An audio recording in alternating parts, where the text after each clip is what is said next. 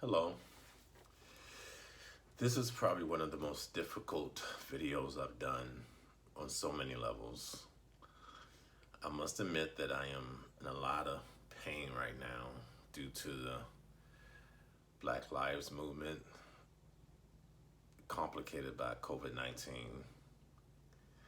complicated by mental illness, which is depression, PTSD, anxiety, complicated by being a recovering addict. So when you take all these things coming in at one time, I'm left with a lot of feelings of overwhelm. I was really okay with, and I'm not going to say okay, but I felt like I could deal with COVID by itself. I got through the addiction, you know, that's 30 years of recovery now.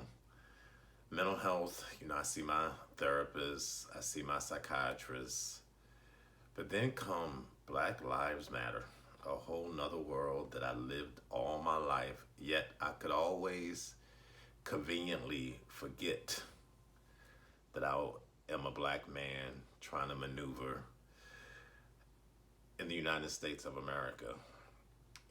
I'm one of those people that kind of kept a clean record, didn't get an arrest record. I've been arrested doing a DUI. I've had interactions with the police in regards to I'm reminding them of some suspect and asked to get out of my car. And, I even think about when I was 16 years old, I got arrested twice, one for shoplifting in Baltimore where I'm from, and then another time my brother was shoplifting out, and we ended up fighting the police. We were teenagers, just things that you do in Baltimore where we come from. So, I had done something most of the time, except for,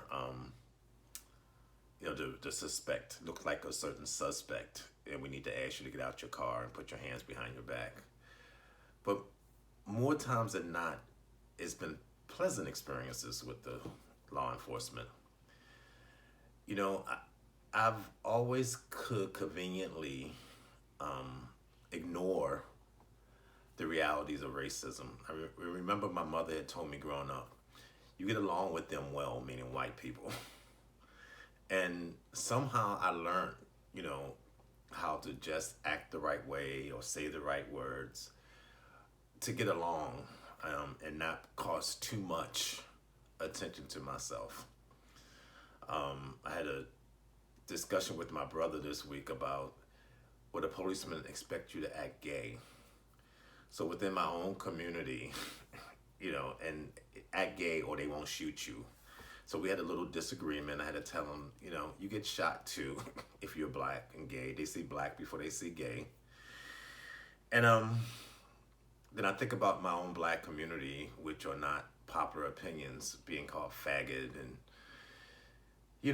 being hit in the face with brass knuckles in junior high school.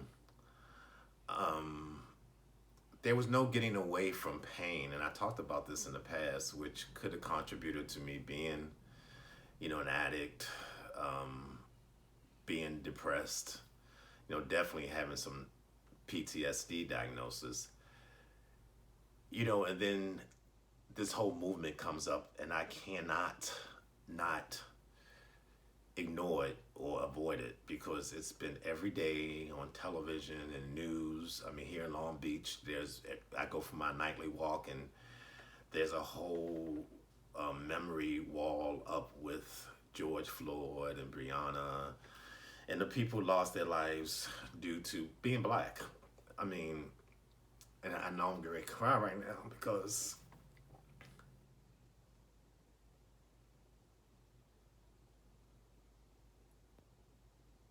I can't get away from that. Nor should I.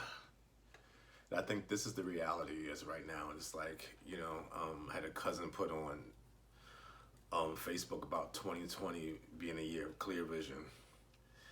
Well, you're a black man living in the United States of America and just being you or me is a crime, or seen as that way. So there's a lot of healing and a lot of overwhelm and a lot of hope also. You know, I've been saying to this often that we all going to get through these times. Change forever. How? We don't know. But hopefully my prayer is more whole, more complete, and more healed. Yeah, right now I'm feeling these strong feelings, and you know, and I do feel a change is coming. You know, old Sam Cooke's record. If you can bring it up, just listen to it. A Change is Gonna Come by Sam Cooke. Great music, great record. I like to encourage all of us to be more kind, to be more loving, and first to ourselves, making us more available to be that to others. As I always say, reach out to your supports. You know, another thing that happened this week, I was told by my therapist that I need to take some time off from work, which I thought I was, in a way, doing self-care because my job entails me to be there for others and to share self-care. But somewhere I forgot me in that equation. So my husband, my therapist, my support system was like, Linwood, you just need time not to be there so much for others, but be there for you. So that's one reason why this video took so long to come, because I just was fatigued. I was tired. I was done. You know, I look at my phone and it was like, oh, you know, I have to be there for one more person. And don't get it twisted. Being there for others is important. But when it depletes you, maybe we need to take a step back. But we can't stay stepped back. You know, I promised my auntie, who encourages me to do these videos, where's my video, nephew? Where's my video, nephew? And she said a prayer for me this morning that I could get it done today. And I knew it would help me. You know, just talking to you guys helped me heal. You know, help me feel. Help me get through. You know, because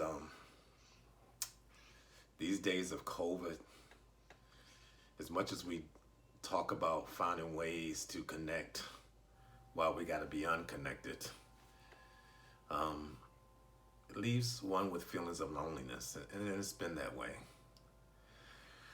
So, you know, hopefully the Black Lives Matters movements will make a change come like no other. It's already like no time ever. You know, we all play a different part in the movement. You know, I like to encourage everyone, as you out there doing the protests, remember COVID is still here. Work that out in whatever way you need to. I had a sponsee who said, you know, I got carried away with it, and then I realized it's still COVID. I better get my butt back home. So he's doing a 14-day quarantine. You know, but continue to try making the possible or the impossible possible. And that's what we all doing these days. Trying to make the impossible possible. Learning to love ourselves differently, care for ourselves differently, and most of all, empower ourselves in the most powerless situations. Who could have written this script? But here we are. And we can get through this because we've gotten through things in the past.